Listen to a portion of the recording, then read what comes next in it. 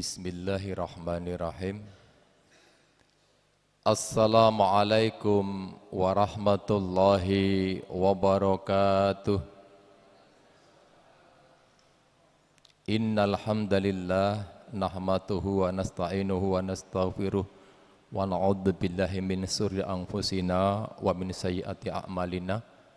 May yahdihillahu falal mudilla lahu wa may yudlil fala hadiyalah. Ashhadu an la ilaha illallah wahdahu la syarikalah wa ashhadu anna Muhammadan abduhu wa rasuluhu la nabiyya ba'dah. Allahumma salli wa sallim wa barik ala nabiyyina Muhammadin wa ala alihi wa sahbihi ajma'in ma ba'du. Hadratil muhtaramin, para alim, para ulama, para asatidz ingkang kula hormati, Bapak Ibu jamaah surga rahimakumullah. Juga ini ada sahabat-sahabat Al-Bayan yang sudah hadir untuk mengikuti kegiatan surga yang berbahagia. Wabil khusus Al-Ustadz Bapak Haris Abu Ulia yang sudah hadir di antara kita. Jamaah, monggo kita mengawali pinanggihan kita dengan syukur alhamdulillah kepada Allah Subhanahu wa taala yang senantiasa melimpahkan nikmatnya kepada kita, iman, Islam, sehat lahir batin dan kesempatan, sehingga menjadikan kita hari ini terasa ringan untuk berkumpul di Masjid Al-Mu'awanah dalam rangka thalabul ilmi, dalam rangka ibadah subuh berjamaah.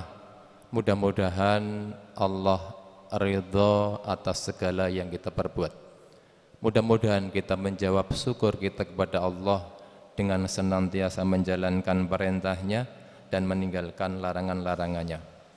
Salawat dan salam semoga Allah limpahkan kepada baginda Rasulullah Muhammad sallallahu alaihi wasallam, keluarganya, sahabatnya, dan mudah-mudahan kita termasuk umatnya yang nanti pantas mendapatkan syafaatnya karena mencintai beliau, dengan banyak-banyak mengucap sholawat dan menghidup-hidupkan sunnahnya. Berikutnya jamaah rahimakumullah, barangkali ada jamaah yang hari ini berhalangan hadir karena sakit. Mudah-mudahan Allah memberikan kesembuhan. Amin ya rabbal alamin.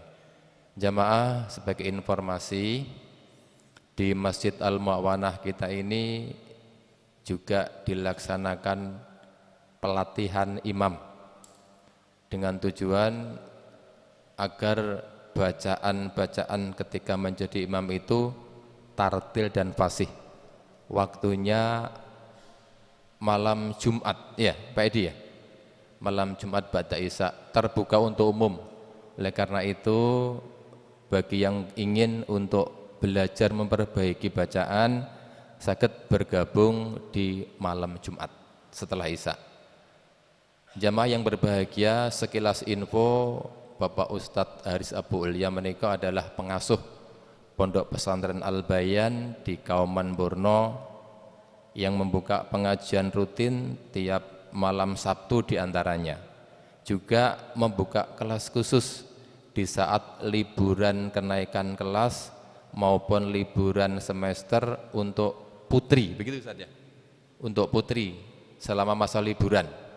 Oleh karena itu, monggo kita gunakan kesempatan yang berbahagia ini, yang baik ini, agar kita dapat mengambil manfaat yang sebaik-baiknya. Karena apa Bapak Ibu, ketika liburan anak-anak tidak ada kegiatan, kita takutnya justru anak-anak lebih banyak melakukan hal-hal yang kurang baik. Bapak Ibu, demikian sekilas pengantar dari saya. Sekarang kita ikuti kajian yang akan disampaikan oleh Al-Ustadz Haris Abu Ulia. Waktunya kurang lebih 1 jam, Ustaz. Assalamualaikum warahmatullahi wabarakatuh.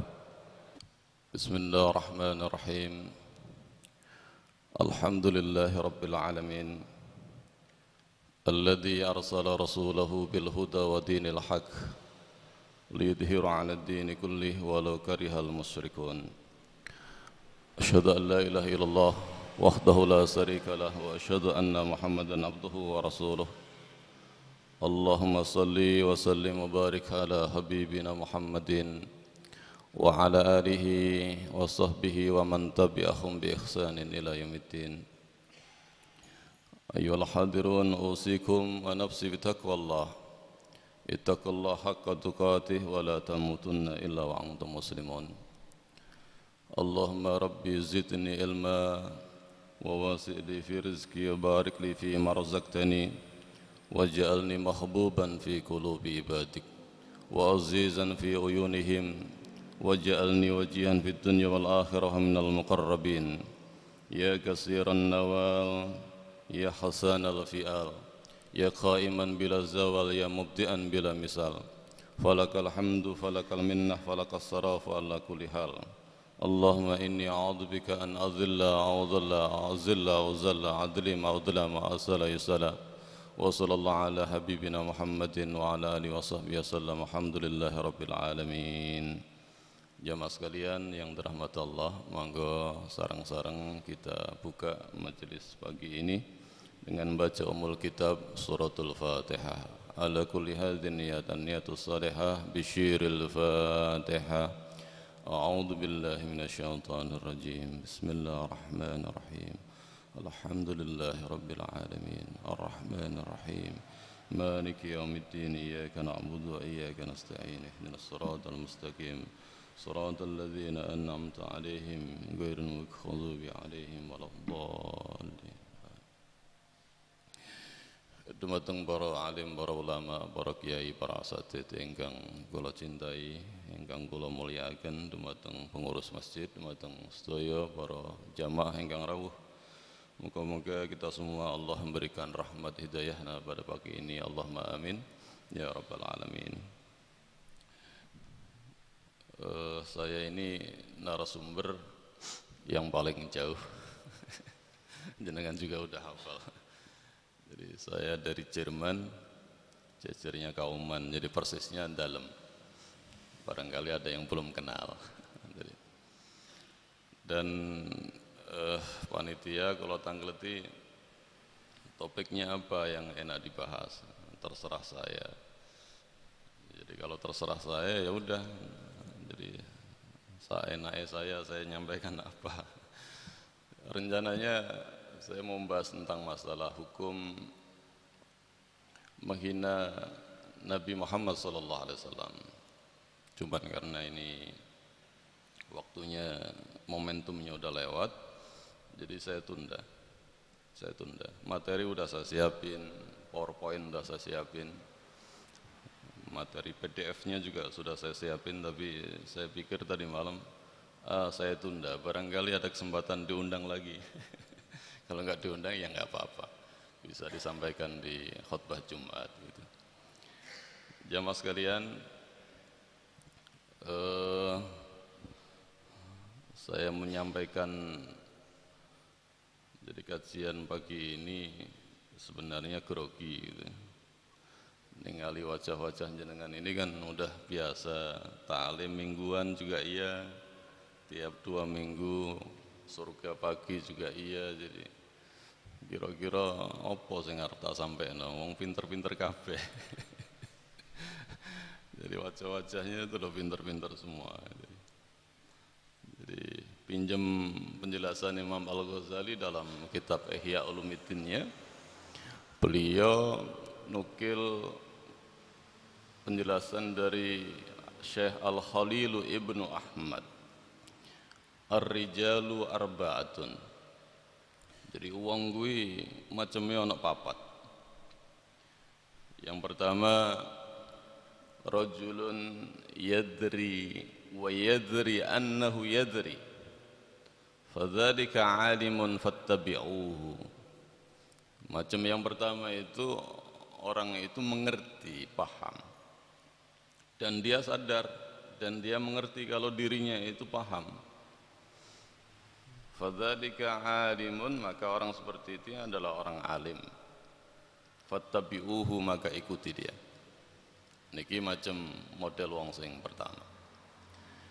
Kemudian model orang yang kedua, rajulun yadri wa la yadri annahu yadri fadzalika naimun fa'aiqadzuhu.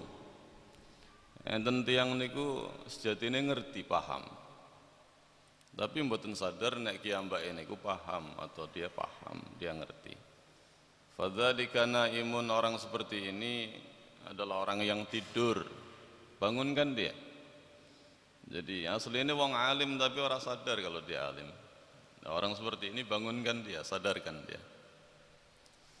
Ada orang macam ketiga itu rajulun la yadri wa yadri annahu la yadri.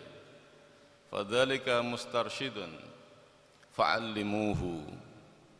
Ada orang itu dia tidak ngerti, tidak paham. Tapi dia sadar kalau dirinya itu tidak ngerti dan tidak paham. Nah, orang seperti ini butuh dipandu. Butuh dipandu, ajari dia, fa'allimuhu, ajari dia. Ini orang baik. Orang pinter tapi sadar nek orang pinter. Bodoh tapi sadar kalau dia bodoh. Dia butuh bimbingan, fa'allimuhu. Yang keempat, rajulun la yadri wa la yadri annahu la yadri. Fadzalika jahilun fahdaruhu. Enten tiyang niku mboten ngerti, bodoh. Jadi, tapi enggak sadar kalau dirinya itu enggak ngerti. Fadzalika jahilun, wong kaya ngono kuwi wong jahil, fahdaruhu, maka hati-hati, orang-orang seperti ini hati-hati. Kalau perlu tinggalkan orang seperti ini, hati-hati bergaul dengan orang seperti ini, berhadapan dengan orang seperti ini, dan bahkan tinggalkan. Niki enten macam 4 orang. Lah kula panjenengan itu termasuk yang mana? Jadi tak delok rai-rai niku ora golongan yang keempat ini, paling enggak golongan yang pertama insyaallah. Alimun. Lah nek Indonesia itu ada golongan yang kelima. Wong wis ora ngerti, ora sadar nek ora ngerti, tapi sombongnya masyaallah. Sombongnya masyaallah. Jadi nek ngadepi wong pinter dia malah kemudian dalilnya dengan dalil kesombongan. Jadi wong pinter ya aja rumangsa sombong. Jadi iso nyombongi wong pinter. Jadi ini dalam bahasa Arabnya disebut dengan ahmak. Ahmak niku nek Imam Ali radhiyallahu an. Jadi komentar, saya bisa menghadapi siapa saja kecuali orang yang ahmak. Wong ahmak yang berengkelan, wis goblok, gobloknya goblok 12. Tapi nek dikandani kewangel, iso mbantah malah ngandani. Malah ngandani. Wangel pokoknya angel, tuturane angel. Ini orang ahmak. Lah orang seperti ini mending tinggalkan. Diajak ngobrol ya ora ono faedahe, nek dituturi malah balik nuturi, pokoknya angel. Bento tapi ndak ngerasa kalau dia ini bento, dia ini repot. Kalau udah orang seperti ini ya ribet gitu. Jadi insya Allah kalau panjenengan semua ini dalam proses belajar untuk menjadi orang-orang yang terbaik di hadapan Allah Subhanahu wa Ta'ala. Dan semua apa yang pernah disampaikan oleh narasumber sebelum saya pagi ini, seyukianya itu direnungkan, diangen-angen. Ini sekedar mengingatkan ya untuk pribadi saya dan panjenengan semua. Apa yang disampaikan guru-guru kita, masyayikh kita di majelis subuh ini itu bukan sekumpulan teori ansih. Itu adalah tuntunan. Tuntunan. Artinya apa? Itu harus dipegang dengan baik dan hidup ini dijalani dengan tuntunan itu. Yo saisane. Nyuwun sewu umpami kalau ada kajian diterang nih, jadi riba niku haram, ngapunten. Nah, jenengan tersinggung ya nggak apa-apa, berarti hidup hatinya dan nalarnya. Lah ngoten niku nggih diterapne, kalem-kalem sing biasa cukup bang didil nggih dilereni. Utahe sing senengane gadekno omah dilebokno sertifikat enten bank dilereni. Jadi itu manfaat jadinya ilmu. Karena buahnya ilmu itu adalah amal. Kalau nggak ada amal maka dia irtihal. Dia akan pergi hilang gitu loh. Jadi ilmu cuma jadi paesnya seseorang tapi tidak berbuah amal. Padahal Islam ini hadir, Islam ini di dalamnya ada sekumpulan-sekumpulan tuntunan hidup, teori-teori praktis yang sudah diajarkan oleh Rasulullah dalam bentuk perilaku praktis juga bisa dilihat, bisa dicontoh, bisa ditiru. Jadi dan itu bukan, sekali lagi, bukan kumpulan teori ansih yang tidak bisa diterapkan. Maka sungguh jamaah sekalian, jadi Rasulullah sampun dawuh, taraktu fikum amraini ini tamasaktum bihi malang tadillu abada. Panjenengan niku dipun warisi kalih baginda Rasulullah itu dua perkara. Nek jenengan niku nyekel, jadi berpegang teguh betul dengan dua perkara itu, lang tadillu abada, ndak akan pernah tersesat dalam hidup ini, ndak akan pernah celaka dalam hidup ini. Artinya ada di thariqis sa'adah, di atas jalan keselamatan dan kebahagiaan dunia akhirat. Yakni apa? Yakni Al-Quran dan Sunnah. Apa yang ada dalam Quran dan apa yang ada dalam Sunnah, itu pegang erat. Jadi bukan sekedar ngajeni dirungokno semari mari mboten diterapno. Ilmu niku nggih enten hisabnya. Nanti di hadapan Allah itu akan ditanya juga, awakmu ngerti ngene iki mbok amalno apa ora? Awakmu belajar ngene iki mbok amalno apa ora? Apa mbok rungokno tok?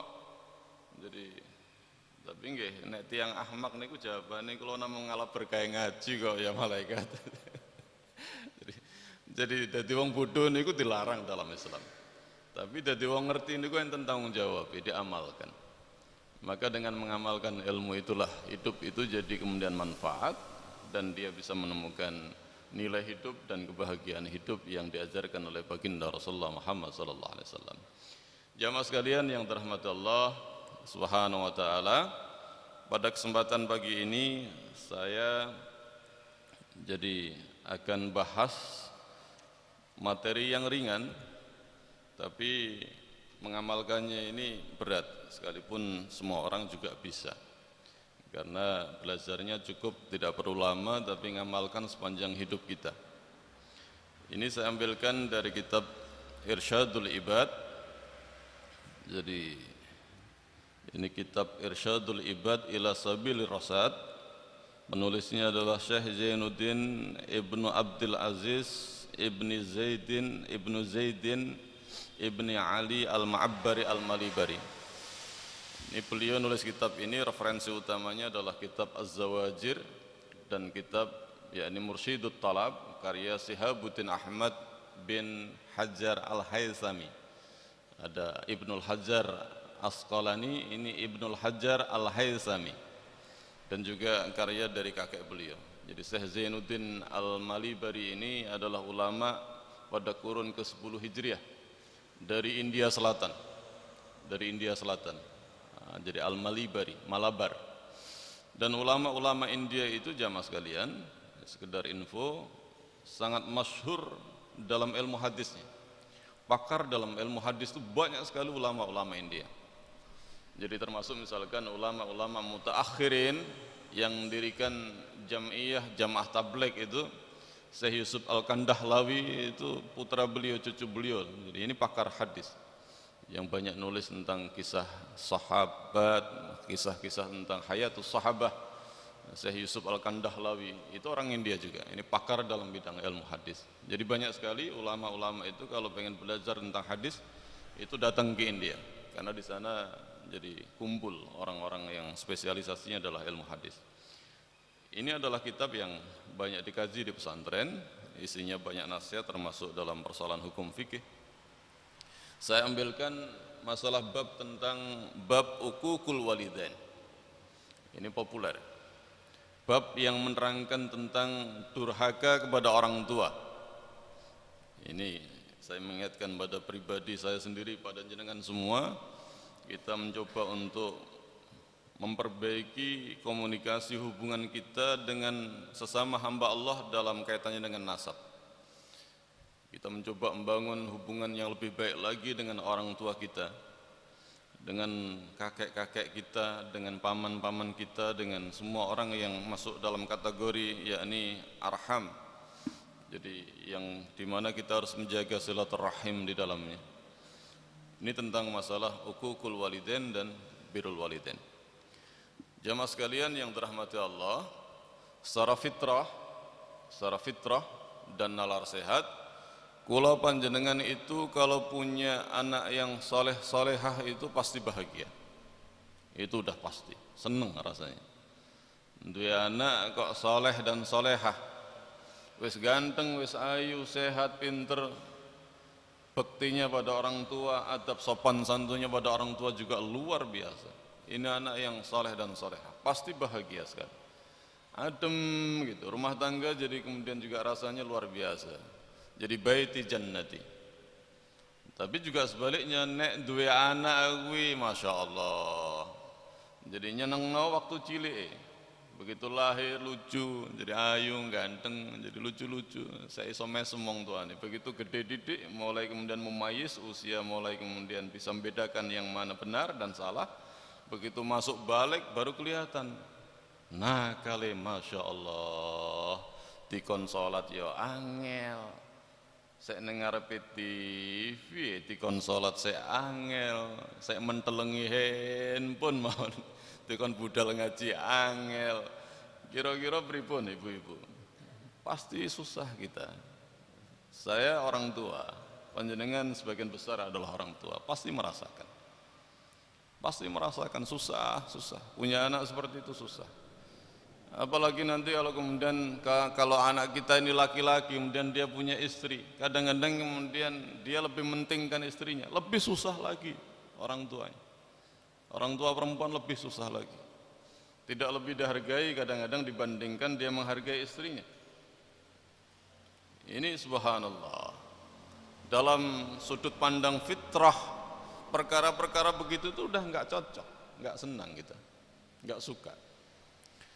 Alangkah bahagianya kalau seorang muslim dalam rumah tangganya itu memiliki istri yang solehah, suami yang soleh, dan kemudian anak-anak yang soleh dan solehah. Itu luar biasa, nilainya nggak bisa diuangkan, nilainya nggak bisa diuangkan.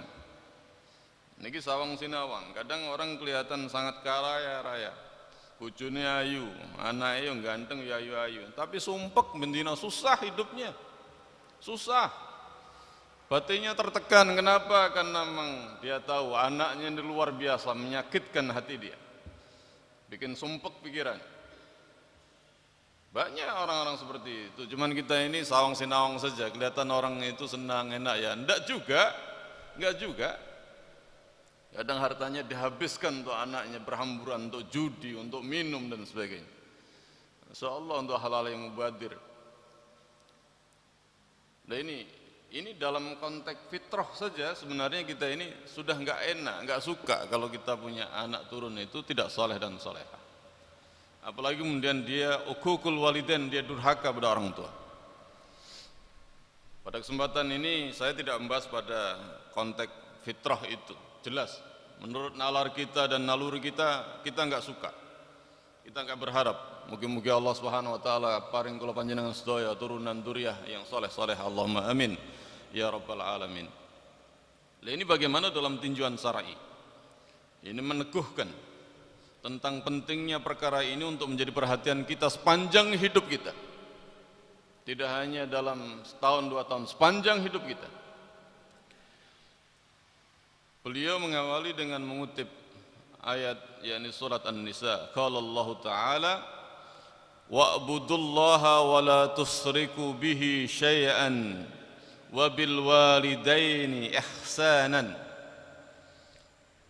Kalian sembahlah Allah, wa la tusriku bihi syai'an, jangan mensekutukan dia dengan sesuatu pun. Wa bil walidaini ihsanan, dan dengan kedua orang tuanya itu berlaku ihsan, berlaku baik. Ayat ini diterangkan oleh sahabat Ibnul Abbas. Qala Ibnu Abbas, yuridul bir bihima ma'al lutfi wa layanil janib fala yakhlidu lahuma fil jawab wa la yahaddu an-nadra alaihima wa la yarfa' sawtahu alaihima bal yakunu baina yadayhima mislul 'abdi baina yadayhi sayyidihi tadlilan lahuma. Ibnu Abbas ini sahabat Nabi yang pakar dalam bidang Quran, seorang sahabat yang nyamudra ilmunya. Sekalipun lahir itu 3 tahun sebelum Rasulullah pindah ke Madinah, begitu Rasulullah wafat, Ibnu Abbas ini masih usia sekitar 13-14 tahun. Beliau adalah anak dari paman beliau, yakni Abbas bin Abdul Muttalib. Tapi Ibnul Abbas ini pemuda yang beberapa kali didoakan oleh Rasulullah, dipegang dadanya supaya Allah ini memberikan ilmu yang luas. Dan Ibnu Abbas salah satu sahabat menjadi referensi untuk memahami ayat-ayat Al-Quran. Ada tafsir khusus yang dikumpulkan oleh para ulama, itu isinya adalah penafsiran Ibnul Abbas terhadap Al-Quran, penjelasan Ibnul Abbas terhadap Al-Quran. Ada tafsir namanya Al-Mikbas, tafsir Ibnu Abbas. Spesialisasinya beliau luar biasa. Sekalipun ini anak muda, tapi ini adalah ulama. Jadi ulamanya umat. Jadi sahabat mengenal betul ini sahabat satu ini adalah orang yang nyamutur ilmunya dalam bidang Quran. Jadi Rasulullah sering mendoakan Ibnul Abbas ini.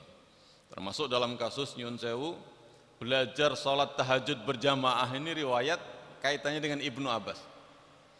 Ibnu Abbas ini pernah nginap di bibinya, kemudian pengen tahu bagaimana Rasulullah itu kesehariannya, dan kemudian Rasulullah bangun malam membangunkan Ibnul Abbas juga, kemudian diajar untuk belajar tahajud, salat tahajud. Jadi ini riwayat yang kemudian jadikan pijakan salat tahajud berjamaah itu boleh dalam konteks belajar, dalam konteks belajar. Tapi kalau kemudian didawamkan dan bisa kemudian menimbulkan fitnah seolah-olah tahajud itu memang dianjurkan berjamaah, maka ini para ulama yang pendapat yang saya ambil sebaiknya dihindari. Sebaiknya dihindari. Karena ada salat tahajud atau salat sunnah yang berjamaah itu seperti yang dianjurkan salat Idul Fitri, Idul Adha, salat istisqa, salat khusuf, dan kemudian salat tarawih. Di luar itu dianjurkan sendiri-sendiri. Tapi dalam konteks belajar berjamaah tidak ada masalah. Sahkah? Sah. Tapi para ulama itu berpendapat, jadi fadilah yang namanya sab'a wa isrina marrah, jadi pahala salat jamaah 27 derajat itu tidak dapat. Jadi ini pendapat. Tapi kalau jenengan misalkan jadi menggunakan kisah tentang Ibnu Abbas ini dan ada sahabat yang lain juga tentang belajar salat tahajud dengan Rasulullah, ya monggo saja, tidak ada masalah. Tapi ingat ini perkara salat yang tidak dianjurkan. Tapi kalau orang mengerjakan itu sah, boleh saja dalam konteks belajar. Jadi kalau didawamkan itu, jadi kalau bisa menimbulkan salah sangka seolah-olah ini memang masyru', disyariatkan, dianjurkan, lah ini malah bahaya. Kalau di pondok memang dalam proses belajar itu santri harus kemudian salat tahajud berjamaah, tidak boleh sendiri-sendiri. Ini dalam proses belajar memang, dalam konteks mengajarkan santri.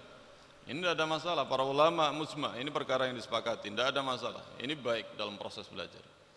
Tapi pada prakteknya Rasulullah lebih sering kemudian mengajarkan salat tahajud itu ahsan adalah sendiri-sendiri. Ya ini terserah, tidak apa-apa. Misalkan ada jamaah ikut salat jamaah, ya monggo. Enggak ikut salat jamaah, ya enggak usah dicelau. Podo ora apa-apa, podo oleh. Podo oleh. Tapi tempatnya di masjid monggo, tempatnya di rumah monggo gitu. Tapi untuk menghidupkan masjid dengan i'tikaf dan sebagainya itu juga adalah perkara yang baik. Ya. Saya lanjutkan tentang komentarnya Ibnu Abbas terkait dengan ayat surat An-Nisa ini. Ibnu Abbas mengatakan bahwa yang dimaksudkan albirru, yakni berbakti kepada dua orang tua, itu yakni ma'al-lutfi walayinul janib, yakni dengan bersikap lemah lembut, bersikap baik, dan kemudian kalau misalkan menjawab apa yang menjadi panggilan orang tua atau menjawab apa yang menjadi pertanyaan orang tua, itu juga dengan jawaban yang sopan, bukan jawaban yang kasar. Bahkan kemudian tidak boleh memandang mata orang tua dengan langsung. Dia harus menundukkan pandangannya di hadapan orang tua. Dan tidak boleh meninggikan suara di hadapan orang tua. Jadi ini saya punya pengalaman dari keluarga saya sendiri, ponakan itu lama di Medan, masih kecil. Dari Surabaya pindah ke Medan. Begitu pulang lagi balik ke Surabaya, kakeknya dipanggil, "Kau ini." Jadi kan orang Medan biasa dengan nada tinggi dia bergaul di sekolah dengan teman-temannya itu, kau, begitu pulang ke Surabaya kakeknya dipanggil, "Kau ini." Jadi ini bahaya juga, ini pergaulan ini bahaya juga. Kalau rumah tidak mengontrol dan kemudian tidak mengajarkan tentang soal etika atau adab. Jadi suara lebih tinggi dibandingkan orang tua juga nggak boleh. Orang tua itu bisa salah, bisa, dia manusia. Seorang ibu bisa salah, bisa, dia manusia. Tapi seorang anak misalkan punya keinginan untuk mengingatkan orang tua, itu pun juga nggak boleh dengan bahasa yang kasar. Harus dengan bahasa yang lembut. Juga tidak boleh kemudian dengan suaranya yang lebih tinggi daripada suaranya orang tua. Nduk, tolong nek mulih gawano daging 1 kilo. Kebetulan belum dapat ini kiriman dari suaminya. Ibu kuwi dikandani nek ora ono duit kok ora percaya. Lah ngoten niku pun uququl walidain sebenarnya. Ini bisa masuk kategori uququl walidain. Ya, ini durhaka sama orang tua. Ini hati-hati sekali jamaah sekalian. Ini urusannya ini kita berurusan dengan orang tua ini harus sangat hati-hati betul. Jangan sampai nyinggung perasaan orang tua, bikin sesek pikiran orang tua, bikin sesek hatinya orang tua, atau bahkan kemudian menjadikan orang tua sedih. Jadi karena cukup dikatakan dia adalah orang yang durhaka sama orang tua, kalau dia menjadikan orang tuanya itu sedih. Ya. Tidak boleh suaranya lebih tinggi.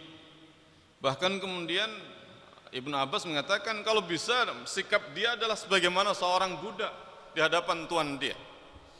Mislil abdi baina yadi sayyidihi. Dia sopan. Dia sangat sopan, sangat hormat pada orang tua. Jadi ini penjelasan dari Ibnu Abbas. Wa qadha rabbuka alla ta'budu illa iyyahu wa bil walidaini ihsana imma yablughanna indakal kibara ahaduhuma aw kilahuma fala takul lahumā uffin wa la tanharhumā wa qul lahumā qawlan karīmā. Kemudian beliau meneruskan menukil surat Al-Isra. Jadi dan Tuhanmu memerintahkan agar kalian itu menyembah Allah hanya kepada Dia. Dan kepada wabil walidaini ihsana, kepada dua orang tua itu harus berlaku ihsan, berlaku baik. Kalau dia sudah sampai pada usia yang sepuh, salah satu atau keduanya, fala taqul lahumā uffin, kamu jangan mengatakan wala tanharhuma, dan juga jangan berlaku kasar, berbicara kasar kepada keduanya. Wa qul lahumā qawlan karīmā, maka katakan, ucapkan, bicaralah kepada dua orang tua itu dengan qaulan karima, dengan ucapan yang baik, ucapan yang mulia, ucapan yang beradab, ucapan yang sangat memuliakan orang tua. Nek iso nggih, niki tradisi orang Jawa, tanda itu menghormati orang tua itu diantaranya krama inggil. Ngomong karo wong tuane dangep karo koncone. Sampai niku ya apa Pak? Ya apa Ibu? Ya nyun sewu. Kalau bahas seperti ini banyak yang tersinggung. Karena tanpa sadar ini banyak sekali perilaku kita sebenarnya adalah perilaku yang jauh dari kecintaan Allah pada diri kita terhadap orang tua ini. Tanpa sadar banyak kita memperlakukan orang tua itu tidak baik. Terutama adalah ucapan dan sikap. Ya. Untuk mengatakan saja nggak boleh, saja nggak boleh. Atau nek wong Jawa istilah piek.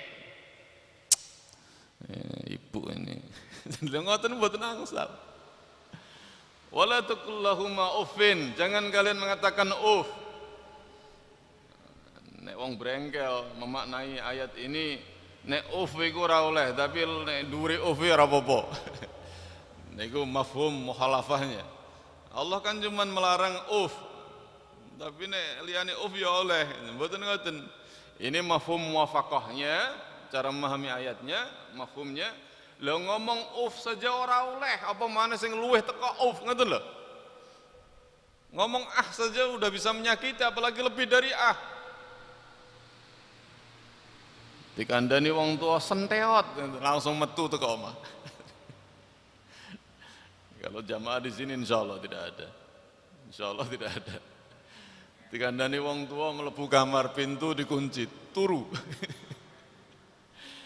Atau dikandani wong tua kemudian jekidek kayak pura-pura sibuk dengan handphone. Jadi ada ndak? Insya Allah nggak ada. Ini hati-hati loh ya, hati-hati. Ya. Jadi kemudian saya lanjutkan, wa aniskurli wali walidayka ilayyal masir. Bersyukurlah kepadaku dan pada orang tuamu dan pada Allah akan kembali. Surat Al-Luqman. Jadi Syekh Zainuddin ini menegaskan tentang pensyariatan birrul walidain dan juga pensyariatan tentang larangan uququl walidain, durhaka pada orang tua berdasarkan Quran dan Sunnah. Tadi saya katakan tidak perlu membahas tentang menurut naluri dan nalar kita. Wis jelas naluri dan nalar kita nek duwe anak sing ora saleh, salehah wis loro kabeh awake dhewe urip. Tapi ini ditegaskan, ini masru' disyariatkan. Hati-hati. Ini masru', birrul walidain ini masru'. Diperintahkan. Mafrudun.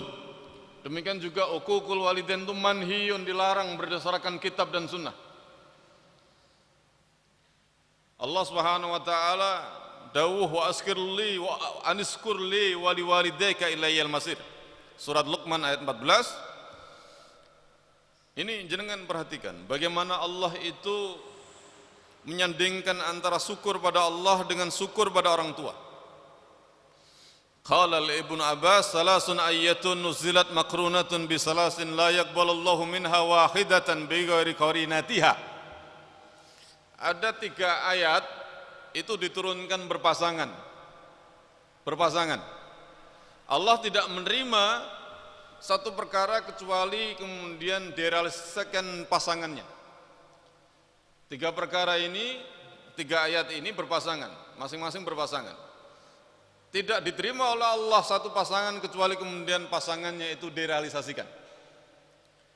Ayat yang pertama, Ibnu Abbas mengatakan, yakni ayat surat Al-Imran ayat 32, atiullaha wa atiur rasul. Taatlah kalian pada Allah, taatlah kalian pada Rasul. Maka faman ata Allah wa lam yuti'ar rasul lam yuqbal minhu. Sapa wonge sing ngaku taat dumateng Allah tapi dia ndak taat pada Rasulullah, tidak diterima. Ini iso-iso diarani ingkaru sunnah. Cuman taat pada Allah tapi enggak taat pada Rasul, enggak diterima, enggak bisa, enggak masuk akal. Syahadat itu satu paket. Asyhadu an la ilaha illallah wa asyhadu anna Muhammadan Rasulullah. Awake dhewe cuma syahadat asyhadu an la ilaha illallah, enggak cukup, enggak sempurna, enggak bisa. Tidak hanya kemudian bersaksi ikrar bahwasanya tidak ada ilah yang hak untuk disembah kecuali Allah, tapi juga harus mengakui Muhammad sebagai Rasulullah. Implementasi dari keyakinan pada Allah itu adalah taat pada Rasulullah dengan cara menjalankan apa yang diperintahkan, menjauhkan diri pada perkara yang dilarang oleh Rasulullah Muhammad SAW. Taat pada tuntunan Rasulullah. Sapa wonge sing ngaku taat dumateng Rasulullah, mboten taat dumateng Rasulullah, mboten taat pada Allah, mboten taat pada Rasulullah, ditolak. Ini ayat yang pertama. Secara singkat saya jelaskan. Kemudian yang kedua yakni surat Al-Baqarah, aqimus salata wa atuz zakat. Sapa wonge sing menunaikan kewajiban salat 5 waktu tapi dia tidak menunaikan zakat, maka tidak diterima salatnya. Ini penjelasan Ibnu Abbas. Zakat apa? Zakat fitrah. Zakat apa? Selain zakat fitrah juga zakat mal dan sebagainya, perkara-perkara yang diwajibkan untuk zakat. Bahkan dia termasuk orang-orang pendusta dalam agama. Salatnya sregep, jidatnya sampai ireng, tapi dia tidak menunaikan kewajiban sedekah, baik yang wajib atau kemudian yang sunnah. Ara'aita alladhi yukadzibu biddin. Sampai ngerti ndak orang-orang yang dikatakan pendusta dalam agama? Ya kui wong sing nyekel hartanya itu ndak pernah dia keluarkan kewajiban dari harta itu, yakni mengeluarkan sedekah, yakni wujudnya adalah zakat yang wajib dan kemudian juga yang sunnah. Dia pendusta dalam agama. Ndak diterima jamaah, ndak diterima. AWD salat getu 5 waktu enggak pernah ditinggal, zakat diabaikan. Tidak diterima. Kemudian yang ketiga, aniskurli wali walidayka surat Luqman ayat 14. Faman sakarallah wa lam yaskur walidayhi lam yaqbalallahu minhu. Sapa wonge sing syukur dumateng Allah tapi mboten terima kasih pada orang tua, tidak diterima. Ya Allah, alhamdulillah atas segala nikmat. Ya Allah, alhamdulillah atas daya nikmat ingkang jenengan paringaken dumateng kula. Alhamdulillah. Bahkan kemudian tidak hanya mengucapkan alhamdulillah, dengan kenikmatan itu dipakai untuk ibadah, tapi dia durhaka sama orang tua. Dia tidak kemudian terima kasih pada orang tua. Tidak bisa bersyukur pada orang tua, tidak diterima syukurnya pada Allah Subhanahu wa taala. Sementara syukur ini kewajiban. Allah menyandingkan antara kewajiban syukur pada dirinya dengan syukur pada orang tua. Ini menunjukkan betapa pentingnya kewajiban terima kasih pada orang tua. Enggak bisa diabaikan. Ini wali katon loh ya. Ini orang tua ini wali katon. Jangan sembrono. Kalau dia doa maka sebagaimana doa Nabi pada umatnya. Hati-hati. Hati-hati. Maka di sini ada hadis yang dinukil oleh Syekh Yanuddin Al-Mu'allif, ridallah fi ridal walidain wa suhtullahi fi suhtil walidain. Ridhonya Allah itu ada di dalam ridhonya orang tua. Wa suhtullahi fi suhtil walidain. Kemurkaan Allah itu ada di kemurkaannya orang tua pada anak. Ini para ulama menjelaskan ini ada hubungan mu'allaq. Jadi keterkaitan, hubungan ketergantungan. Ridha Allah, makanya ada yang menerjemahkan ridha Allah tergantung ridha orang tua. Kemurkaan Allah tergantung kemurkaan orang tua. Ini hati-hati. Tentu orang tua juga harus paham hukum. Dia ridha pada anak itu dalam perkara apa? Dalam perkara yang memang disyariatkan, dalam perkara yang hak. Lu anake metu teko omah wis balik cah wedok meleding meledung mboten damel jadi pakaian yang nutup aurat, orang tua seneng delok. Ridho orang tua melihat anaknya seperti itu. Ini ridho bukan pada tempatnya. Ini bareng-bareng jaluk murkane Gusti Allah orang tua dan anak. Saweneng delok anake ayu numpupuran metu teko omah. Pakaiannya pakaian minim saweneng. Ayu dewe sak kampung anakku ora ono sing nandingi. Saweneng ridho. Ora tau dituturi nduk, nek metu teko omah ya ditutup aurate. Kalau orang tua ridho seperti ini bukan maksud dari hadis ini. Ridallah fi ridal walidain itu dalam perkara yang hak. Dalam perkara yang hak. Jangan sampai kemudian dalam semua perkara tanpa batasan. Anake senengane nganakno duit. Penggaweane nganakno duit. Mergo mendina hasil dikana orang tuanya itu ngertine cuma duit, dia seneng anaknya dengan kerjaan seperti itu. Ridho anaknya kemudian nganakno duit, jadi rentenir. Nah, ridho seperti itu bukan pada perkara yang hak. Tidak boleh. Ada catatannya, ridho walidain itu dalam perkara yang hak. Dalam hadis yang sahih, anna rajulan jaa yasta'din Nabi Muhammad sallallahu alaihi wasallam fil jihad. Ada seorang yang datang pada baginda Rasulullah, ini hadis, dijelaskan berikutnya hadis-hadis yang menguatkan dari ayat di atas. Jadi Rasulullah ini didatangi seorang laki-laki minta izin untuk ikut jihad. Kemudian beliau bertanya, faqala ahayyun walidak? Apa orang tuamu masih hidup? Kemudian dia menjawab, iya. Kemudian fa fihi ma fajahid, Rasulullah mengatakan, maka kamu berbaktilah pada dua orang tuamu, itulah jihadmu. Ini menunjukkan bahwa birrul walidain lebih diutamakan daripada jihad dalam konteks jihad yakni ofensif. Jihad yang kifayah bukan fardu ain. Ya. Jadi jihad yang hukumnya adalah jihad fardu kifayah bukan fardu ain. Nek Gunung Sari ini diserang sama musuh, sama Belanda, sama PKI, itu tidak perlu kemudian seorang anak itu kemudian minta restu pada orang tua untuk kemudian angkat senjata melawan musuh. Itu fardu ain. Jadi kalau ada rampok masuk rumah, kemudian anak itu untuk melawan rampok itu tidak perlu kemudian harus minta izin orang tua. Itu fardu ain. Tapi yang dimaksudkan ini adalah fardu kifayah. Jadi betapa birrul walidain itu diutamakan dibandingkan jihad dalam konteks fardu kifayah ini. Ini untuk menunjukkan pentingnya birrul walidain. Wa akhrajahu Ahmad wal Bukhari an Ibnu Ammar. Diriwayatkan dari Imam Ahmad dan Imam Bukhari dari Ibnu Umar qala Qala Rasulullah Muhammad sallallahu alaihi wasallam, al-kabair, termasuk dosa besar, al-israk billah, syirik pada Allah, wa uququl walidain, durhaka pada dua orang tua, wa qatlun nafsi, membunuh jiwa, wal yaminul ghamus, dan kemudian sumpah palsu. Sumpah palsu. Wa Tabrani an Sauban, dari riwayat Tabrani dan Sauban, dari Sauban, salasatun la yunfa'u ma'ahunna amalun. Ada 3 perkara yang menjadikan amal-amal seorang itu tidak ada manfaat kalau 3 perkara ini ada dalam amal seorang. Yakni asyirku billah, syirik pada Allah, wa uququl walidain, durhaka pada orang tua, wal firaru minaz zuhuf, kemudian dia lari dari medan perang. Ini termasuk perkara yang menjadikan amal soleh seorang itu mubadir, enggak ada manfaat. Imam Ahmad wan Nasa'i wal Hakim dari Ibnu Umar, Rasulullah dawuh salasatun harramallahu tabaraka wa ta'ala alaihimul jannah. Allah mengharamkan 3 perkara pada mereka. Surga diharamkan atas 3 perkara. Mudminul hamri, pecandu minuman khamar, pecandu minuman yang mabukkan. Wal akuli walidayh, dia durhaka pada orang tua. Wad dayus, laki-laki yang dayus. Alladzi yukirru fi ahlihi al-khubs, yakni membiarkan keluarganya, istrinya itu berbuat maksiat. Ini laki-laki dayus. Nek wong lanang delok bojone nglakoni maksiat terus menengai, kuwi ora sabar. Kuwi wong impoten. Laki-laki impoten. Sabar enggak seperti itu? Sabar enggak seperti itu? Jadi ada kemarin curhat ke saya, suami istri cuman pisah gedek.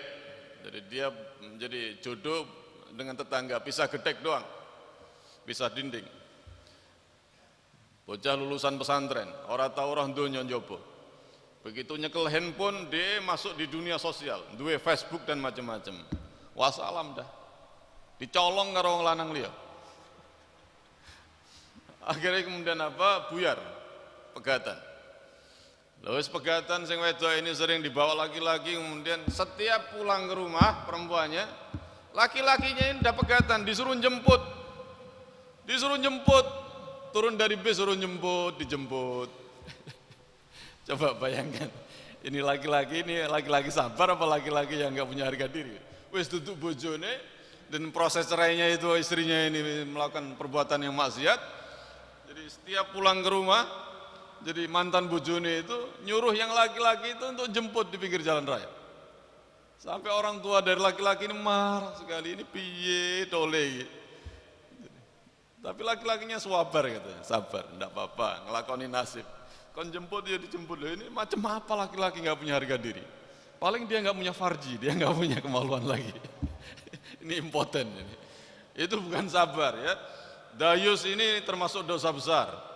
Dosa besar. Laki-laki yang biarkan istrinya berbuat maksiat itu dosa besar. Jenengan punya kewajiban, kalau ada orang laki-laki seperti itu, dia punya kewajiban mengingatkan istrinya. Begitu kemudian istrinya tetap berbuat maksiat, bainahu wa bain Allah, urusan dia dengan Allah Subhanahu wa taala. Nek dia gak seneng silahkan dicerai. Kalau masih seneng ya tetap itu kemudian jadi istrinya, nanti digantikan oleh Allah Subhanahu wa taala yang lebih baik nanti di surga. Kalau pengen minta ganti dunianya, nikah lagi. Halal. Nikah lagi halal. Ya.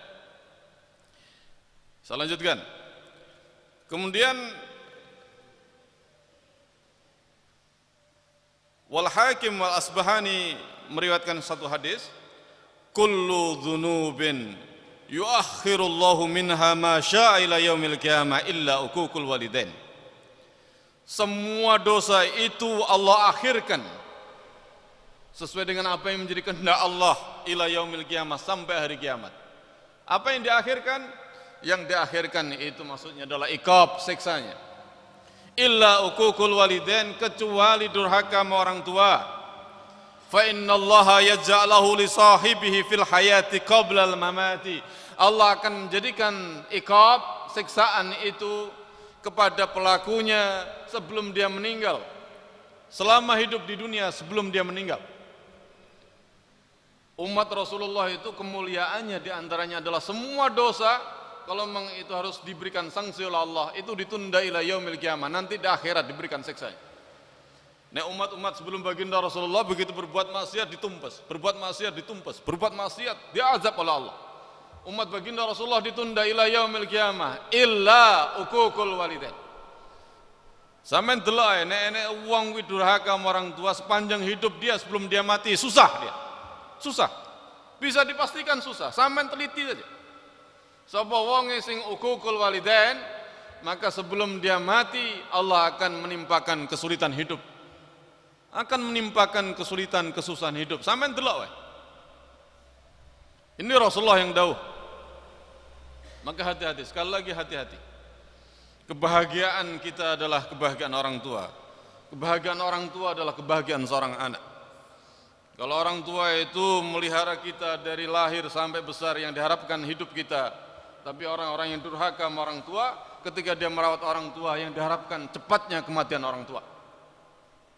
Beda, orang tua luar biasa. Orang pantas kalau kemudian kita ini kemudian durhaka sama orang tua. Wal Khatib an Ali radhiyallahu an man ahzana walidayhi faqad aqahuma. Sayyidina Ali komentar, sapa sing dadekno wong tuwa sedih wis cukup dikatakan dia berbuat durhaka sama orang tua. Wa iyadu billah min dzalik. Dan ini ada satu riwayat dari Wahab bin Munabbih berkata, Allah Ta'ala ila Musa alaihissalam, Nabi Musa alaihissalam itu diberikan wahyu. Ya Musa, Musa, waqarri walidayka fa inna man waqara walidayhi madattu lahu fi umurihi wa habtu lahu waladan yabirruhu. Musa, berlakulah baik, berbaktilah sama orang tua, pada orang tuamu. Maka sungguhnya siapa orang yang berbakti pada orang tua, aku akan panjangkan umurnya dan aku akan berikan turunan yang bisa berbakti pada orang tua. Wa man aqa walidayhi kasarat umruh wa habat lahu waladan ya'akhahu. Siapa orang yang dia durhaka sama orang tua, dia akan dipendekkan umurnya dan diberikan turunan yang durhaka sama orang tua juga. Ini komentarnya orang Jawa, kacang orang ninggal no lanjaran. Wi nek enek bocah kuwi ndablek kuwi berkacalah, orang tuanya biasanya ndablek. Nenek wong tua nang anak durhaka sama dirinya, maka coba berkaca, muhasabah diri. Barangkali dia juga pernah durhaka sama orang tua. Kacang orang ninggal lanjaran. Dalam persoalan watak itu kadang-kadang menjadi nurun. Gennya itu nurun. Ngomongin nyengol-nyengol nih wong tua. Bisa jadi karena kita juga ngomongnya nyengol-nyengol sama orang tua. Tidak pernah sopan sama orang tua. Suka nadanya agak tinggi, nadanya kemudian agak nada yang sewot dan sebagainya. Hati-hati sampean, dibales dua anak kau yang menunggu baru ngerasa toh. Ya. Jadi ini subhanallah. Kalau zaman dulu nabi-nabi sebelum baginda Rasulullah Muhammad SAW, syariatnya dalam Taurat itu diterangkan kalau ada anak itu durhaka sama orang tua, hukumannya adalah dipenggal. Hukumannya adalah dipenggal. Keras sekali. Nah, dalam syariat Islam kan tidak seperti itu. Tapi itu dosa besar. Orang melebu rukun Islam iya, bukan berarti kemudian ini bukan kewajiban besar. Kewajiban besar. Kemudian ada satu riwayat cerita tentang sahabat Alqamah. Ini saya sampaikan. Terlepas kemudian dalam ilmu hadis, tahrij hadisnya ini ada yang mengatakan hadis ini tidak sahih. Gara-gara yakni ada salah satu sanadnya, jadi yang dianggap dia dhaif. Dan dalam kajian ilmu hadis itu biasa, ada sebagian ulama yang mendaifkan, sebagian ulama itu mensahihkan. Tapi dalam perkara fadail amal, hadis yang dhaif itu boleh dipakai untuk menguatkan apa yang telah ditegaskan oleh Allah dalam Quran dan Sunnah yang sahih. Ini kisah tentang sahabat Alqamah. Saya langsung terjemahkan. Jadi Alqamah ini diriwayatkan adalah seorang sahabat yang sangat bersungguh-sungguh dalam ketaatan pada Allah, salatnya, puasanya, sedekahnya. Pada satu kesempatan dia sakit yang sangat parah. Kemudian istrinya mengirim seorang utusan untuk menjumpai Rasulullah Muhammad SAW, mengabarkan sesungguhnya suamiku Alqamah dalam keadaan nazak. Saya ingin engkau ajarkan, saya ingin engkau tahu bagaimana keadaan Alqamah. Maka Rasulullah itu mengirim utusan 3 sahabat, yakni Ammar bin Yasir, kemudian Bilal bin Rabah, kemudian yang ketiga Suhaib Ar-Rumi. Kemudian Rasulullah mengatakan kepada 3 sahabat ini, kamu jumpai dia, ajarkan syahadat.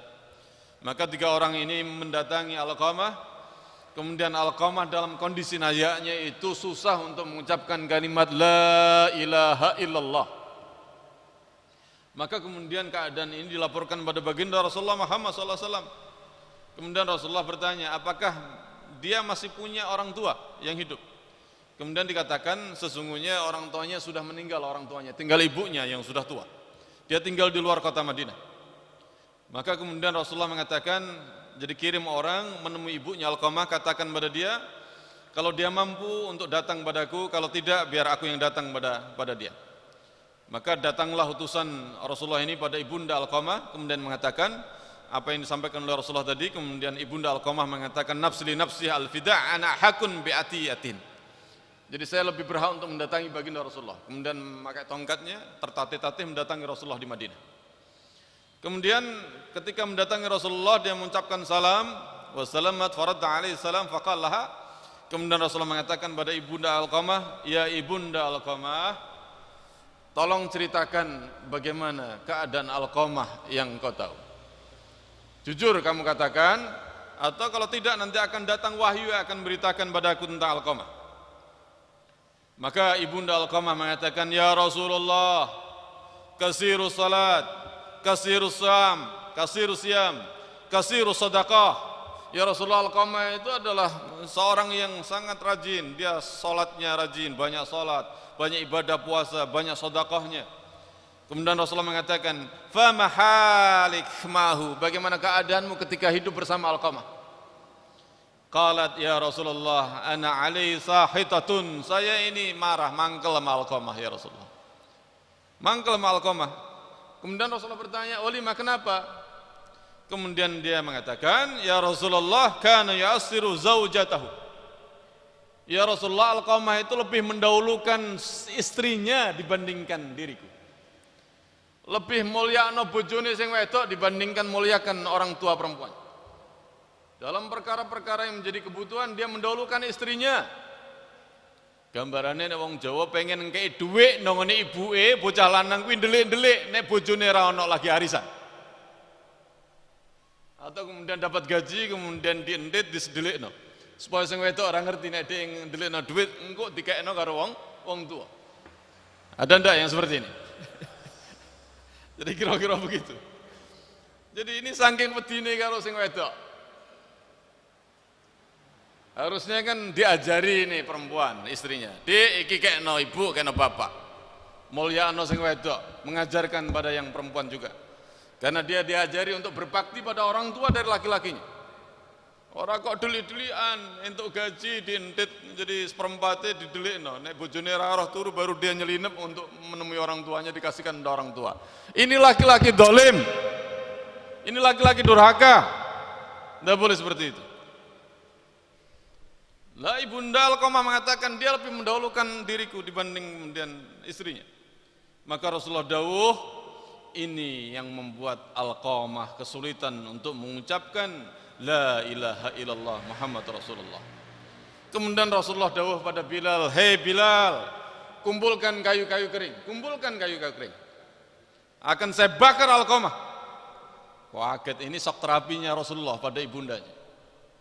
Ya Rasulullah, azingi damel napa ya Rasulullah? Nah, saya mau bakar Alqamah. Daripada di akhirat nanti dibakar oleh Allah lebih berat lagi. Maka ibunda Alqamah mengatakan, mana aku tega melihat anakku dibakar di depanku ya Rasulullah. Tidak akan bisa, aku tidak akan rela. Maka kemudian Alqamah dalam keadaan seperti itu, kemudian ibundanya mengatakan, demi Allah, demi Rasulullah, dan disaksikan semua orang muslim yang hadir di sini, saya ridho pada Alqamah, saya maafkan dia. Maka Rasulullah itu belum percaya. Mengutus lagi sahabat ini, lihat, barangkali apa yang diucapkan lesannya Ibunda Alqamah ini tidak seperti apa yang ada dalam batin dia. Ridhonya cuma di lesan, tapi hatinya masih mangkal. Maka Bilal dan dua sahabat yang lain mendatangi rumah Alqamah, di balik pintu sebelum masuk kemudian ke dalam rumah mendengarkan Alqamah mengucapkan La ilaha illallah. Kemudian dijumpai Alqamah dalam keadaan meninggal. Maka ini disampaikan kepada Rasulullah, Alqamah bisa mengucapkan La ilaha illallah. Kemudian Rasulullah ikut, kemudian jadi ini dimandikan, dikafani, Rasulullah ikut mensolati, kemudian Rasulullah ikut menguburkan, dan kemudian setelah menguburkan Rasulullah kemudian bersabda, Ya ma'saral muhajirin wal ansar, man faddala zaujatahu ala ummi fa alaihi la'natullah wal malak wan nasi ajmain. Hei orang Ansar, hei orang muhajirin, perhatikan, siapa orangnya yang dia mendahulukan istrinya dibandingkan ibunya, fa alaihi la'natullah wal malaikat wan nasi ajmain. Laknat Allah, laknat para malaikat dan manusia semua untuk orang seperti itu. La yaqbalallahu sarfan wala adlan illa an yatuba ila Allah azza wa jalla. Tidak ada keadilan, tidak ada kemuliaan bagi seorang yang seperti itu kecuali dia taubat pada Allah dan kemudian wa yuhsinu ilaiha wa yatlubu ridhaha, dia berbuat baik pada orang tuanya dan mohon maaf pada orang tuanya. Faridallah fi ridhaha wa suhtullah fi suhtiha. Ridha Allah ada pada keridhaannya, kemurkaan Allah pada kemurkaannya. Ini jamaah sekalian yang dirahmati Allah Subhanahu wa taala. Ini riwayat dari Alqamah tentang Alqamah. Kurang apa sahabat ini? Ini untuk menunjukkan bahwasanya dosa uququl walidain itu dosa besarnya luar biasa. Saya tambahkan sedikit, saya tutup dari pasal khotimah fi birril walidain. Saya bacakan beberapa hadis. Akhrajahu Shaykhani an Ibnu Mas'ud, dikeluarkan dari Imam Bukhari, Imam Muslim dari Ibnu Mas'ud qala, Sa'altu Rasulullah Muhammad sallallahu alaihi wasallam ayyul amal ahabbu ila Allah. Saya bertanya pada Rasulullah, amal apa yang paling dicintai di hadapan Allah? Rasulullah mengatakan as-salat ala waqtiha, salat pada waktunya. Qultum summa kemudian saya berkata, apalagi ya Rasulullah? Qala birrul walidain. Rasulullah mengatakan birrul walidain, yakni berbakti pada orang tua. Qultu summa kemudian ditanya lagi, saya bertanya lagi, summa kemudian apalagi ya Rasulullah? Al jihad fi sabilillah, jihad fi sabilillah. Dalam riwayat Abu Ya'la Tabrani, ada seorang laki-laki datang kepada Rasulullah dan kemudian dia berkata, innani ashtahil jihad wa la aqdiru alaih. Saya ini menginginkan untuk ikut jihad ya Rasulullah, tapi saya tidak mampu. Rasulullah mengatakan, hal baki min waladaik ahadun, apa masih ada orang tua yang tersisa? Kemudian dia mengatakan, ummi, ibuku. Rasulullah mengatakan, qatil lillah fi birriha, kamu ikut perang jalan Allah dengan birrul walidain padanya. Fa idza fa'alta fa anta hajun wa mu'tamirun wa mujahidun. Kalau kamu lakukan itu, kamu berbakti pada orang tua, kamu sama saja seperti orang yang berangkat haji pahalanya, orang yang umrah, dan kamu orang yang mujahid, orang yang jihad fisabilillah. Kemudian warrafi'i an Ibnu Abbas, ma min rajulin yanzur ila wajhi walidayhi nadratan rahmatin illa kataballahu lahu bi hajjatan maqbulatan mabruratan. Jadi tidak ada seorang laki-laki yang dia memandang orang tua dengan pandangan yang sangat menyenangkan, pandangan yang senyum, pandangan yang berseri kepada orang tuanya, pandangan yang sangat menyenangkan, kecuali kemudian Allah akan memberikan pandangan rahmat. Allah akan menulis dia dengan apa? Dengan pahala dia haji yang diterima dan mabrur. Ibnu Majah wa Nasai wal Hakim, datang seorang laki-laki pada baginda Rasulullah kemudian berkata, ya Rasulullah, aratu an aqzu wa qad ji'tu astasiruka, qala hal laka min ummi. Ini sama, ada seorang pengen berangkat jihad bersama Rasulullah tapi kemudian tidak mampu, kemudian ditanya oleh Rasulullah, masih punya ibu tidak? Masih ya Rasulullah. Kemudian Rasulullah merintahkan agar kemudian untuk birrul walidain. Jadi fa innal jannah tahta arjulihima, karena surga ada di bawah telapak kaki keduanya. Imam Bukhari, Imam Muslim meriwayatkan, ja'a rajulun ila Rasulullah Muhammad sallallahu alaihi wasallam faqala, ya Rasulullah, man ahaqqan nas bi husni sahabati. Ya Rasulullah, siapa orang yang paling berhak untuk mendapatkan pergaulan yang paling baik? Kemudian Rasulullah menjawab, ummuk, ummika, ibumu. Ditanya lagi, siapa lagi ya Rasulullah? Ummika, ibumu. Siapa lagi? Ummika. Kemudian baru abuka, baru kemudian ayahmu. Imam Tirmidzi wa Ibnu Hibban wal Hakim, datang seorang laki-laki pada Rasulullah, kemudian dia mengatakan, inni athnabtu damban aziman fahli min taubatin. Ternyata birrul walidain itu bisa menjadi kafarat dari dosa seorang. Ya Rasulullah, saya mengerjakan dosa besar. Saya mengerjakan dosa besar. Apakah bagi saya ada taubat? Kemudian Rasulullah mengatakan, hallaka min kamu punya ibu tidak? Kemudian dia mengatakan tidak. Kamu punya bibi enggak? Dia mengatakan iya. Jadi fahallaka min halah. Kemudian dia mengatakan iya. Fabirriha. Maka Rasulullah mengatakan, kamu berbakti pada bibimu. Jadi birrul walidain itu bisa menjadi salah satu kafarat untuk dosa-dosa besar seorang hamba Allah Subhanahu wa taala. Besarnya nilai dari birrul walidain. Kemudian Ad-Dailami meriwayatkan, du'aul walidi li waladihi ka du'ain nabi li ummatih. Doa seorang orang tua kepada anaknya itu seperti doa seorang nabi kepada umatnya. Wa Abu Dawud wa Ibnu Majah wa Ibnu Malik dari Rabi'ah As-Sa'idi berkata, bainama nahnu julusun inda Rasulillah idza ja'ahu rajulun min Bani Salamah. Ketika kami duduk bersama Rasulullah, kemudian datang Bani Salamah, orang Ansor itu pada Rasulullah, datang kemudian bertanya, ya Rasulullah, hal baki min birri abawai syai'un abarrihima bihi ba'da mautihima. Ya Rasulullah, saya udah enggak punya orang tua. Bagaimana kemudian caranya saya bisa berbakti pada orang tua? Ini menunjukkan bahwa berbakti pada orang tua tidak hanya dibatasi ketika orang tua hidup. Orang tua meninggal pun masih ada kewajiban untuk berbakti pada orang tua. Makanya saya katakan belajar istilah, tapi ngamalkannya sepanjang hidup kita, baik kemudian ketika kita bersama orang tua ataupun kemudian ketika orang tua sudah meninggal. Apa yang dilakukan? Rasulullah mengatakan, na'am, as-salatu alaihima. Ya, dengan cara apa? Mendoakan kedua orang tua. Doakan. Ayat doa. Wal istighfar lahuma, mohonkan ampun. Allahumma ighfirli dhunubi wa liwalidayya warhamhuma kama rabbayani shighara. Doakan orang tua. Ini termasuk perkara yang enggak akan ada putusnya, yakni waladun salihan yad'unalah. Waladun salihun yad'unalah. Anak yang saleh yang dia mendoakan orang tua ini tidak akan ada putusnya untuk orang tua pahala. Doakan dia. Setiap kita berdoa untuk diri kita sendiri, kita doakan juga orang tua. Kalau kita ini doa, kita ingat untuk diri sendiri, kita doakan orang tua. Tidak ada ruginya, setetes pun tidak ada ruginya doa untuk orang tua. Kemudian apa? Wa infadi ahdihima, penuhi janji-janjinya, apa yang menjadi janjinya. Min ba'dihima, setelah beliau meninggal. Wal silaturrahmi allati la tusal illa bihima, dan kemudian jalin silaturahmi. Karena sebab orang tua lah kemudian kita punya saudara, punya keluarga, punya bibi, punya paman. Jalin silaturahmi, jangan putus silaturahmi. Bahaya ini. Siapa orang yang mulai silaturahmi, dia diberkahi oleh Allah, rezekinya dilapangkan, umurnya dipanjangkan. Ini luar biasa silaturahmi. Jangan putus silaturahmi. Nek zaman saiki kan sing dadi bateh kuwi nek sugih. Sing dibateh hartanya bukan orangnya. Nek ora sugih ora dibateh, gak dianggap. Jadi bateh kuwi nek wayahe duwe gawe, nek wayahe pilkades, nek wayahe pilkada.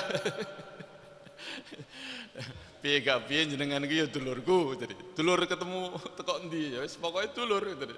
Ini bateh kuwi nek wayahe duwe gawe, nek wayahe pilkades, wayahe pilkada.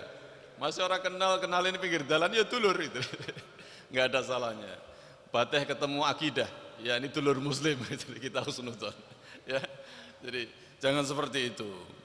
Jadi jangan kemudian silaturahmi itu nunggu nek duwe ana perlu. Jangan seperti itu. Ana perlu ora ana perlu jalin silaturahmi. Kemudian yang terakhir, wa ikramu sadiqihima. Kalian hormati, kalian muliakan sahabat-sahabatnya. Nek jenengan enggak ada tiang sepah pun sedo, kemudian jenengan ingat betul orang tua ini punya sahabat. Sampeyan tekani nek sahabate urip. Sampeyan datangi.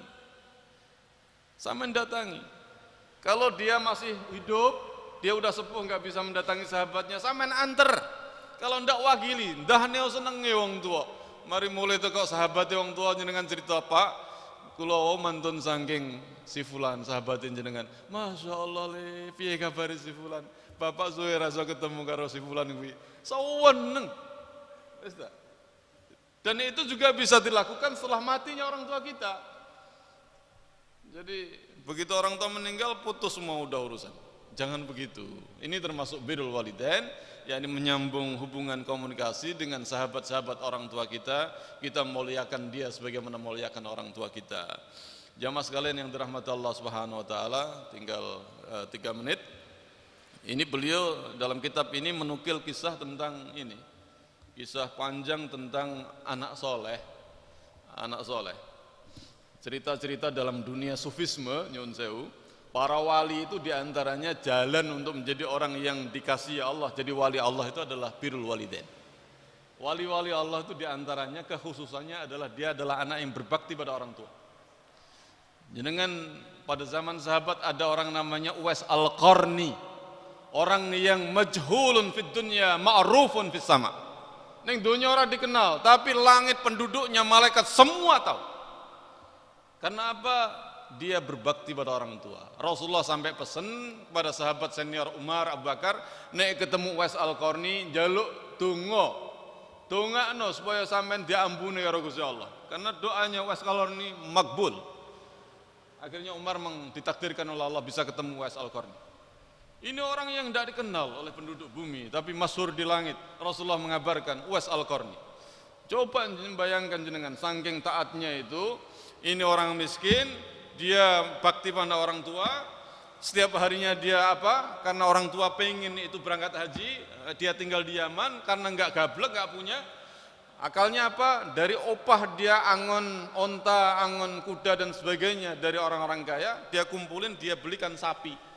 Sapi ini sapi pedet cilik, mendino anggeresuk kuwi mari ngurusi wong tuane dipikul itu naik ke bukit. Sampai di bukit kemudian digendong lagi itu sapi sampai di bawah. Itu selama berapa? 9 bulan. Uwais Al-Qarni gila, sapi 9 bulan yang tambah gede. Jadi, tiap hari dipikul itu sapi sampai di atas, dia pikul lagi ke bawah. 9 bulan. Dalam rangka apa? Itu ngejimnya Uwais Al-Qarni ceritanya supaya badannya kuat. Wis biasa mikul sapi, nek terima mikul ibu kecil enteng. Dipikul lah, digendong lah ibunya itu dari Yaman sampai Mekah. Ndak pakai kendaraan onta, ndak pakai kendaraan kuda, karena nggak punya. Jalan kaki, dipikul, digendong. Ini subhanallah. Itu Uwais Al-Qarni. Maklum kalau dia jadi wali Allah, orang-orang yang dikasihi Allah. Ini persis kisah kalau jenengan baca surat Al-Baqarah, ada sapi yang disembelih. Itu riwayatnya Ibnu Katsir itu menukil, itu kisahnya di Bali itu adalah kisah anak soleh.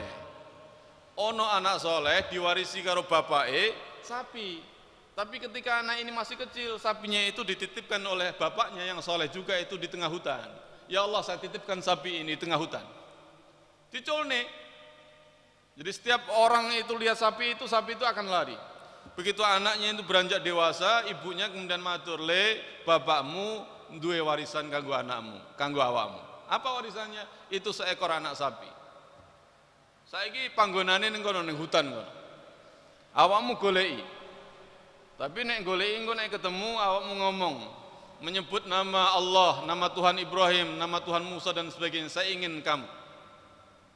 Akhirnya apa? Kemudian dicari di hutan itu, kemudian diucapkan seperti apa yang diucapkan ibunya, kemudian datang itu sapi.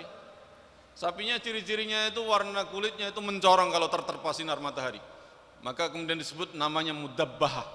Mudabbah sapi itu. Ini subhanallah, ini anak soleh betul. Kerjaannya itu kalau ke pasar jual kayu, sepertiga hasilnya dimakan, sepertiga untuk diinfakkan, sepertiga untuk ibunya. Setiap malam itu sepertiga untuk sholat, sepertiga untuk tidur, sepertiga untuk nunggu ibunya. Setiap malam. Maka kemudian sapi itu disuruh jual ibunya dengan harga 3 dinar. Maka kemudian ditawarkan di pasar. Allah mengutus malaikat untuk nawar. Ditawar lebih daripada 3 dinar. Tidak boleh, ibu saya cuma minta 3 dinar. Dan itu harus disetujui ibu saya. Jadi, maka kemudian dibawa pulang, ditawar 6 dinar. Tawar 6 dinar ibu, ditawar orang 6 dinar. Ya wis, kayak no. Jadi apa? Tawarkan lagi dengan harga yang lebih. Sampai di pasar kemudian ditawarkan, maaf ini dari angka yang mulai dari 3 dinar sampai kemudian akhirnya ditawar sama malaikat itu 12 dinar. Di saat anak itu menawarkan 6 dinar berdasarkan perintah ibunya. Wes tak tawar 12 dinar.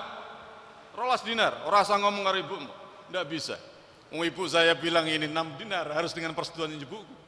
Akhirnya datang lagi matur nih ibu, akhirnya ibu tahu itu malaikat le yang datang itu. Takokno engko nek nawar maneh takokno, iki oleh didol apa ora? Akhirnya datang ke pasar lagi, ditawar lagi, kemudian ditanyakan, boleh nggak dijual? Nggak boleh, tahan saja. Nanti ada Nabi Musa alaihissalam yang akan nyelesain kasus pembunuhan seorang yang kaya yang dibunuh oleh saudara sepupunya. Nanti akan dibeli dengan dinar, dengan emas 3 kali lipat dari beratnya sapi ini. Wah, akhirnya betul. Akhirnya ini rezekinya anak soleh. Begitu kemudian Nabi Musa, Bani Israel itu nyari sapi-sapi yang disampaikan oleh Nabi Musa bagaimana menyelesaikan kasus itu. Ketemulah sapinya anak soleh ini. Akhirnya dibeli dengan segenap emas yang melebihi beratnya sapi itu. Dan kemudian disembelih, tulang belikatnya dihantamkan sama mayat itu, berdiri mayatnya hidup, darahnya masih kecucuran di lehernya, kemudian mengatakan saya dibunuh sama si fulan sepupu dia. Itu untuk menyelesaikan masalah. Lah di balik kisah ini adalah anak soleh. Anak soleh yang luar biasa.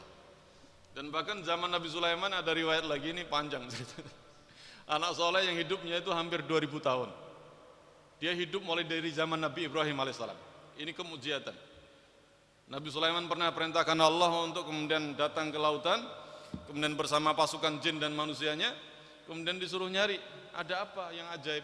Dia nggak tahu. Jin disuruh nyelam ke dasar lautan, nggak nemu apa-apa. Akhirnya kemudian orang soleh, jadi orang sakti, orang soleh ini kemudian diperintahkan Nabi Sulaiman kemudian menemukan satu kubah yang terbuat dari zamrud, terbuat dari zakut dan sebagainya. Di dalam kubah itu ternyata ada anak soleh yang lagi ibadah. Heran Nabi Sulaiman, ini jenengan ini sopo? Saya manusia. Jadi ditanya itu, gimana bisa ceritanya dalam kubah di dasar lautan ini? Jadi, dan ditanya umurnya berapa? Itu umurnya itu sejak Nabi Ibrahim, jadi sekitar 2000 tahun lebih. Itu Masya Allah, ceritanya ini adalah anak soleh. Jadi anak soleh yang kemudian didoakan oleh orang tua untuk panjang umur, dan Allah mengendaki kemudian dia hidup dalam kubah di dasar lautan itu sampai ribuan tahun. Wallahu a'lam bishawab. Jadi ini kisah tentang orang-orang soleh. Jamaah sekalian yang dirahmati Allah Subhanahu wa taala, kesimpulannya uququl walidain itu haram, manhiyun ingdal kitab ingdal sunnah, ingdal akal. Jadi durhaka orang tua itu dilarang berdasarkan kitab as-sunnah dan menurut akal sehat dan nurani kita. Demikian juga birrul walidain itu mafrudun. Berbakti sama orang tua itu diperintahkan ingdal kitab wa ingdal sunnah wa ingdal akal. Kita berbakti pada orang tua itu diperintahkan berdasarkan kitab sunnah dan kemudian juga menurut akal sehat kita. Kita butuh sekali dzurriyyah anak-anak kita adalah anak yang soleh solehah. Karena ini akan menjadikan salah satu sebab kita diberikan keselamatan oleh Allah Subhanahu wa taala di akhirat kelak. Inilah jamaah sekalian yang dirahmati Allah, semoga apa yang saya sampaikan bisa menguatkan azam kita untuk membangun komunikasi yang lebih baik lagi dengan orang tua. Nek belum dandani, habis ngaji ini kerjakan. Nah perlu kemudian cium tangannya pulang, Bu, nyuwun ngapunten Bu, selama ini saya menjadi mantu yang enggak baik. Selama ini saya menjadi anak yang kurang baik, mendahulukan istri saya dan sebagainya. Minta ampun. Nek sampean pengen bahagia dunia akhirat, minta ampun sama orang tua. Perbaiki, hati-hati komunikasinya. Hati-hati komunikasinya. Perempuan ini juga hati-hati. Jangan ajak suami-suami masuk neraka. Karena perempuan ketika jadi istri dia punya kewajiban untuk membantu suami birrul walidain pada orang tua. Kalau sampai tidak bisa, maka sampai akan mendapatkan anak yang suatu saat akan menjadikan jenengan sakit hati, susah hidup, sempit pikiran, dan kemudian akan menjadi kesedihan sepanjang hidup. Hati-hati jamaah sekalian yang dirahmati Allah Subhanahu wa taala. Karena banyak hari ini, zaman akhir ini, laki-laki lebih taat pada istrinya daripada orang tuanya. Dalam urusan apa saja, luweh manut sing wedok daripada manut pada orang tua. Apalagi nyuwun sewu tradisi Jawa ini agak berat. Begitu laki-laki nikah, itu biasanya pertama kali ikut sing wedok, tinggal di rumah mertua. Padahal dalam syariat Islam itu, begitu laki-laki nikah, perempuan ikut laki-laki, terserah mau dibawa kemana. Mau tinggal sama orang tua laki-lakinya juga nggak ada masalah. Makanya sing joko-joko nek arep nikah takokin dhisik. Sampeyan gelem dadi bojoku, syaratnya sampeyan nek gelem tinggal karo wong tuaku, gelem ora? Nek ora gelem ora usah. Kuwi tanda-tanda wanita tolehah, bukan wanita solehah, wanita tolah-toleh, akan ningali kiri kanan dunia. Ya, jadi ini penting sekali. Mari dawuh kiai-kiai sepuh nek golek bojo sing ora ngerti donya, ora ngerti dunia, ora ngerti gebiaring donya, insyaallah dia bakal yang baik. Bakal yang baik. Tapi nek sing ngerti donya, gebiaring donya repot, angel. Apa maneh dicekeli Android. Ya Allah ya Rabb. Hancur, banyak keluarga hancur gara-gara Android. Hati-hati nih, setan iblis Android itu hati-hati. Ya, Tuhan kedua, Tuhan ketiga ini Android ini. Hati-hati jamaah sekalian. Ya. Jadi istri saya itu kadang protes, "Abi ini handphone yang rusak juga banyak di rumah, ada 4 atau 5. Masih bisa dipakai." Tidak pernah saya kemudian jadi izinkan dia pakai Android. Jadi bahaya ini, bahaya. Jadi lebih baik hidup tenang, handphone pokoknya iso SMS, telepon selesai sudah urusan. Jadi rezeki tidak akan kemudian lari karena dikejar. Dia akan pergi karena dikejar. Tidak akan dapat juga karena dengan ngoyo. Udahlah. Jadi ini lebih selamat daripada kemudian Android ini bisa kemudian orang sadar terhubung dengan temennya nanti diajak curhat. "Mbak, sering begini begitu ngerasani wong. Loro kabeh. Awake dhewe meneng-meneng bojone awake dhewe nglakoni perbuatan maksiat gara-gara Android. Menenge ketoke ora tau metu teko omah tapi cangkeme welek ning Facebook. Rasan-rasan ning grup omane terkoneksi karo grup-grup mantan teman sekolah. Wis ta? Sampeyan di bojo ojo oleh grup alumni SMP, grup alumni SMA, grup alumni SD, mudarat. Seorang laki-laki yang nalarnya sehat, itu dia ngerti kaidah sadud dara'i, menutup seluruh pintu-pintu yang menjadikan istri kita rusak. Wis to, sedih ning donya ora apa-apa, ora nyekel Android, ora paten. Ya, itu lebih selamat. Nek sing wedok ora nyekel Android, sampean seneng. Alhamdulillah Pak, ora pusing-pusing dengan urusan Android. Baik, wallahu a'lam bishawab. Ada yang ditanyakan silahkan kalau ada yang menanyakan. Baik, topik yang saya bahas atau kemudian di luar topik. 10 menit saja.